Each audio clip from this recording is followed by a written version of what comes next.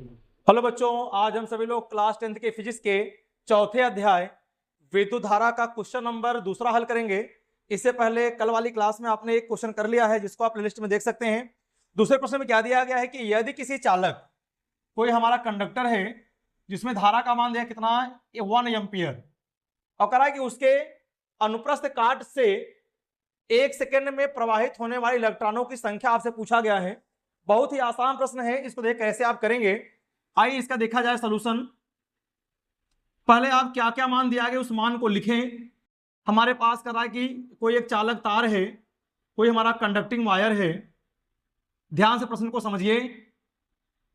कोई हमारे पास conducting wire है, ले लिया गया। कोई कंडक्टिंग वायर है, चालक तार है, उसको ले लिया गया। उस वायर में जो करंट है, आई का मान आपको दिया है, कितना दिया गया है, 1.0 एम्पियर, या इसको सिंपली बोल देंगे 1 एम्पियर। ए फॉर एम्पियर से मतलब है इसका। ए का मतलब यहां से एम्पियर से है, ए एमपी भी आप कर सकते हैं। 1 एम्पियर करंट दिया गया आपको। करा कि 1 सेकेंड में कितने इलेक्ट्रॉन फ्लो करेंगे वो आपको निकालना है। और प्रश्न में समय का मान दिया है, टी का मान दिया कितना, 1 सेकेंड दिया गया। समय का मान दिया है 1 सेकेंड। इलेक्ट्रॉनों की संख्या निकालना है, नंबर ऑफ इलेक्ट्रॉन निकालने, जिसको हम एन बोल दे रहे हैं। ध्यान देंगे, अमाउंट ऑफ चार्ज यानी क्यू, आई और टी में रिलेशन होता है। वो संबंध क्या होता है, आई बराबर होता है क्या, क्यू के अपान में टी, जिसको हम पढ़े हुए हैं क्या, किसी चालक में या किसी परिपथ में विद्युत आवेश के प्रवाह की समय दर को विद्युत धारा कहते हैं। यानी कहने का मतलब क्या है, the rate of flow of charge in any electrical circuit with time is called electric current. I is equal to Q by T. आप ये भी जानते हैं क्यू का जो मान होता है number of electron into charge on electron, यानी इलेक्ट्रॉनों की संख्या गुणे में क्या, इलेक्ट्रॉन पर आवेश।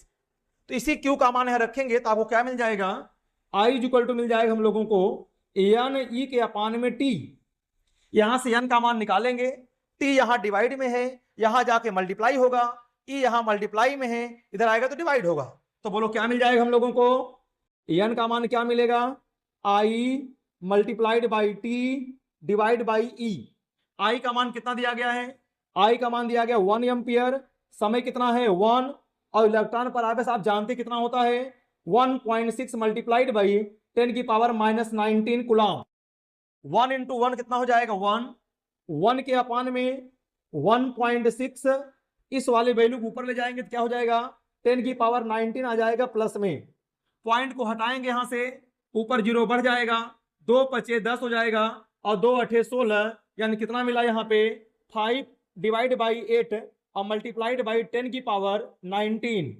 5 में 8 से भाग देंगे तो आपको मिल जाएगा एन बराबर कितना मिल जाएगा, 0 पॉइंट करेंगे तो जाएगा 50, 8 6 48, यानी 6 टाइम्स हो जाएगा, बचेगा 2, लगा दिया पॉइंट हो जाएगा 20, 8 दूना 16, बचेगा 4 हो जाएगा 40, 8 पंजे 40, यानी 0.625 मल्टीप्लाइड बाई 10 की पावर 19 आएगा।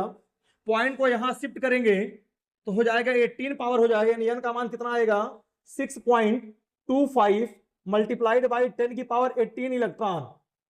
यही इसका आंसर है। इतने इलेक्ट्रॉन होंगे, कितने इलेक्ट्रॉन, 6.25 मल्टीप्लाइड बाई 10 की पावर 18 इलेक्ट्रॉन अगर होंगे तब जाके 1 सेकेंड में 1 एम्पीयर करंट जो है चालक में फ्लो होगा। इस तरह से आप इसको सॉल्व कर रखेंगे। धन्यवाद।